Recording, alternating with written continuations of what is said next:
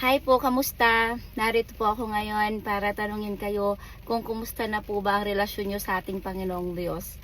Alam niyo po ba na ang purpose ng ating buhay ay magkaroon ng intimate or deeper relationship sa ating Panginoong Diyos.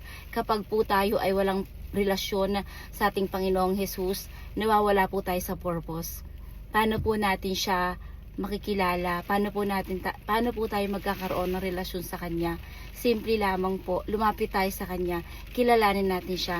Pareho lang naman yan ng pakikipagrelasyon sa tao. Kinikilala natin bago tayo nagkakaroon ng maigting na ugnayan sa taong ito.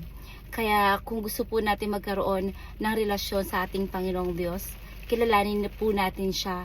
Magbasa po tayo ng Biblia dahil ang Biblia po ay naroon ang biography ng ating Panginoon, ng ating Panginoong Jesus. At kapag nagbasa pa kayo ng patuloy pa, talagang nauunawaan nyo ang salita ng Diyos, mababasa nyo rin actually ang biography ng buhay niyo from start to end. Naroon po talaga ang katotohanan, wala pong bahid na kasinungalingan. Yun lamang po, simulan po natin kilalanin ang ating Panginoong Diyos.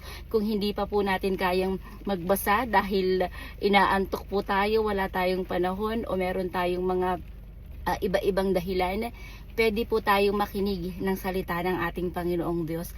Sa panahon po natin ito, marami na pong platform, social media na mapapakinggan ang salita ng ating Panginoong Diyos. Doon po magsisimula ang pagkakaroon natin ng relasyon sa Kanya. Unti-unti po natin siyang kilalanin.